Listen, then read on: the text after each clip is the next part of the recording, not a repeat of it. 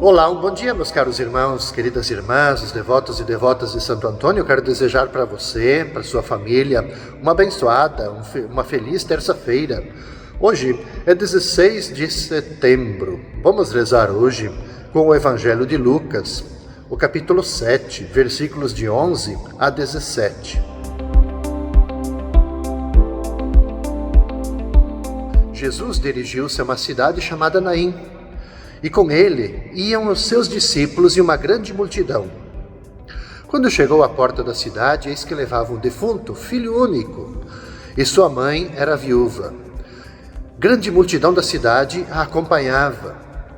Ao vê-la, o Senhor sentiu compaixão para com ela e lhe disse: "Não chores." Aproximou-se, tocou o caixão, e os que o carregavam pararam. E então Jesus disse: "Jovem, eu te ordeno, levanta-te." O que estava morto sentou-se e começou a falar. E Jesus o entregou à sua mãe. Todos ficaram com muito medo e glorificavam a Deus, dizendo: "Um grande profeta apareceu entre nós, e Deus veio visitar o seu povo." E a notícia do fato espalhou-se pela Judéia inteira e por toda a redondeza. Veja, caros irmãos e irmãs, esse texto que nós acabamos de escutar, de Lucas, a ressurreição do filho da viúva de Naim, só se encontra em Lucas. Eu quero chamar a atenção para você, junto comigo, vamos fazer novamente esse itinerário do Evangelho de hoje. O evangelista Lucas, ele relata dois cortejos, duas procissões que se encontram na entrada da aldeia de Naim. De um lado, o cortejo da morte, dos sem esperança, que sai da cidade. E uma grande multidão acompanha a mãe viúva que leva o filho único para ser sepultado. Do outro lado, temos o cortejo da vida que entra na cidade. Jesus é acompanhado de seus discípulos e também de uma grande multidão. Esses dois cortejos se encontram. E na cena descrita por Lucas, vamos novamente, vamos acompanhando a sequência desse evangelho, que ele é belíssimo, mas tem uma espiritualidade profunda. Na cena descrita por Lucas, aparece então uma mulher, mãe e viúva, do cortejo que sai da cidade. Além de viúva, agora ela perdera o filho único.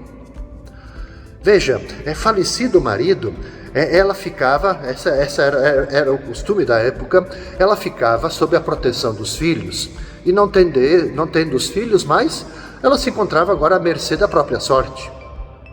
Portanto, agora ela dependia da boa vontade dos seus vizinhos e familiares. Então, esta mulher estava sozinha no mundo. Sem nenhuma palavra, as lágrimas falam. A dor inconsolável das perdas e o seu lamento profundo chegam até o coração misericordioso de Jesus, que é o Senhor da vida. O que continua nesse nosso itinerário? Vamos fazendo ele novamente.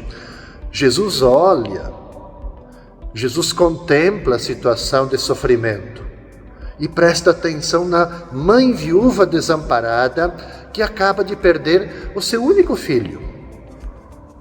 O olhar de Jesus é cheio de ternura. Ele se sente tocado pela situação e toma a iniciativa diante das lágrimas e tristeza da mãe de Naim, movido, claro, pela compaixão.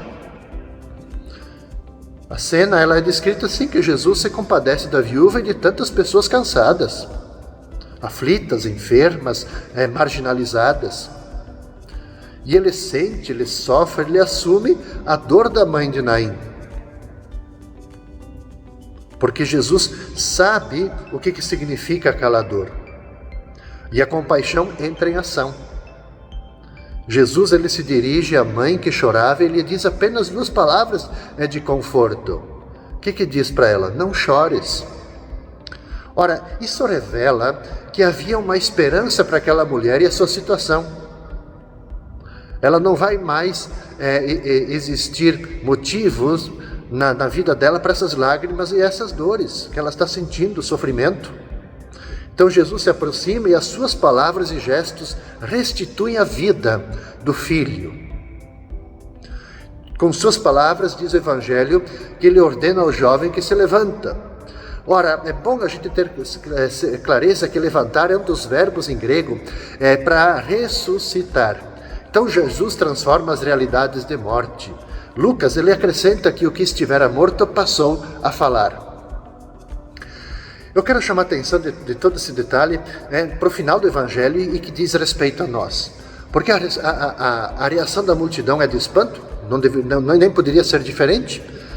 Talvez seria a nossa também, de espanto, de admiração, que reconhece a ação salvífica de Deus. Diz o Evangelho, um grande profeta apareceu entre nós e Deus visitou o seu povo. Ora, isso para a gente hoje, quer dizer, nós, eu, você, que reescutamos hoje esta narrativa de Lucas, todos nós somos interpeladas pelos sentimentos, pelas palavras e gestos de Jesus, diante do sofrimento humano estampado nas páginas de jornais, nas telas de televisão, ou nas tragédias que acontecem perto de nós. A sua atitude nos ajuda a descobrir que nosso nível de humanidade é bastante baixo, não é verdade? A dor dos outros, ela produz na gente a mesma compaixão que produziu em Jesus, em você e em mim. Será que produz essa mesma compaixão?